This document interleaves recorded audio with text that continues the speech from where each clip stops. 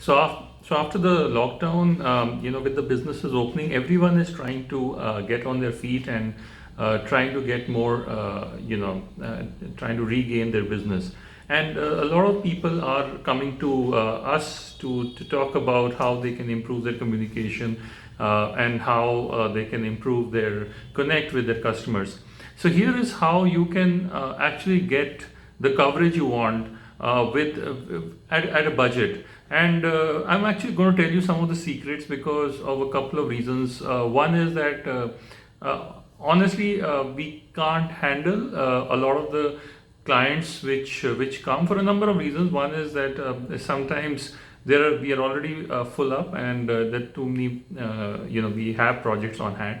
And on the other hand, sometimes our costs are a bit more than what people may be able to pay, especially the startups. And so for that reason, I thought I'll give you a few tips which you can do yourself, at least to start with, and before before we take you on or before you consider a PR firm.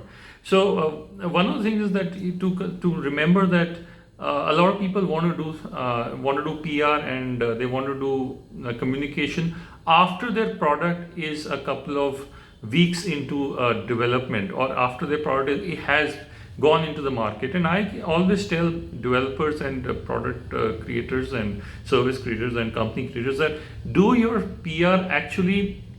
A good PR agency or a good PR strategy is when you get involved with the project almost before the development of the product, because sometimes you don't know what the customer really wants. The customer may want a little red light on the left side of your product, for which that may be of great interest to him, but you as a person may not find. You may be focused on a number of other features which may not be so important to the customer, and he may pay a greater premium for that little red product. Start your PR strategy actually before your product is completely ready, not after your product is ready. Having said that, and I'll tell you 10 tips which are essential when you do your PR. So the first tip is that don't think that journalists and people who are going to report on your company, they are human too, and they are inundated by hundreds of emails and press releases every day, and their job is to quickly scan through the press releases and find out which ones are worth taking on and which ones are not. Basically, to do this, to help them with their job, if you help them with their job well, then you also have a greater chance of being featured and being mentioned and getting the right communication out. This is how you do it. Point number one is you target the right people. So you don't, maybe this is too obvious, but a lot of companies, a lot of startups, they actually send out their press release to everybody. They send it. They do mass mailing. That really harasses journalists and press people. Don't send it out to right people. In fact, at Atharva Marcom, we sometimes send press releases to hardly 5 or 6 journalists, because we know that that's who they are, that's what they're interested in, that's the story that they are following, that's the kind of technology that they're looking for. Not you're sending a press release regarding biotechnology to somebody who's covering art and culture. Not only will he get harassed with you, but it's a waste of energy. Second, my personal experience, don't waste your money on mass distribution services. I mean, a lot of people will try to sell you these PR Newswire and other mass distribution services. I think that they don't really work. That you will see your press release on, sometimes when you Google yourself, you'll see it in places, but it doesn't really have an ROI. Third, you must leverage your network, because if your investors or have connections with journalists, you can ask them for intros, and the fact that you raise money often, say, gives you credibility or some friends.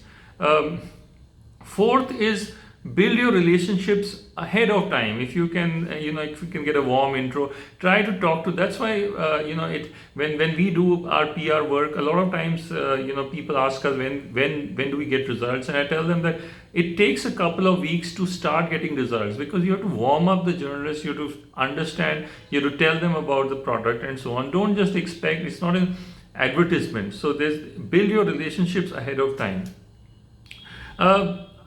Another thing is, when you release your press release, it should be well made. It should not have words like global, international, number one, these kind of things. Don't make claims that you can't back up with data and evidence, and don't use superlatives until you are sure that they are warranted. Too many people use these extra superlatives. And then number 6, I'd suggest is that just keep it simple.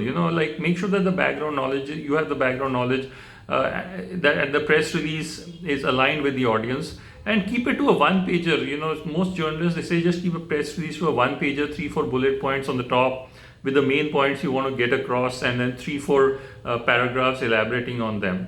So don't make it too complicated or too lengthy. Of course, you can talk to us, Atharva Marcom. We can make a press release for you, but just if you feel the need. Then number 7 is make it easy for them. So make the job of journalist as easy as possible. Give them text snippets. Send them a copy of your of the video, some video, audio, whatever you can. A good test is try to imagine if your story could be published almost as is in the publication that you are targeting. And if you read the draft and get the feeling that it could never be published by someone who's trying to cover your story, then there's probably something wrong with the press release, and you should kind of redo it. And number 8, consider giving someone an exclusive and try to create some urgency. This kind of sometimes works very well, that if the person is happy to, you can even target just one person and say that I'm giving you this exclusive, and they'll be very happy to run it. And it's also completely okay to be upfront about them.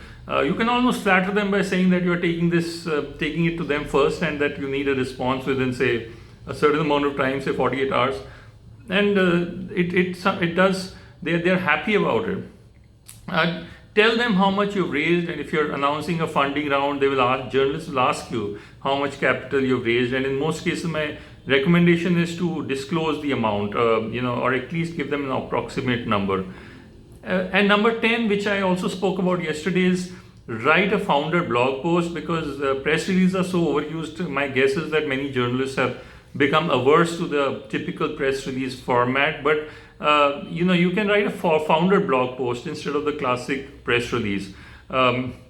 So these are some of the 10 ideas, and one 11 bonus idea is, come up with different types of stories. Your story is not just your product. For one company, the story could be, a biotech company put a new flooring, which was an antibacterial flooring. That could be an idea.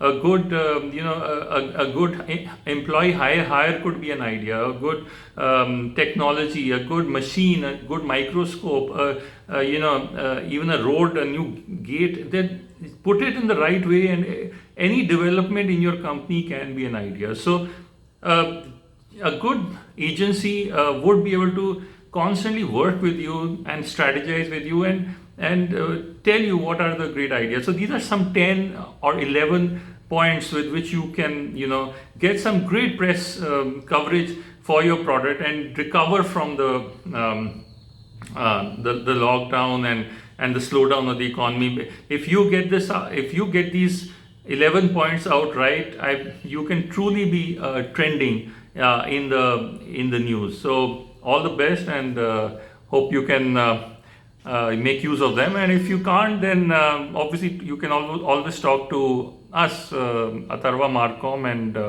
we can build some great news stories for you. So talk to us if this is useful for you. Thanks a lot. Bye.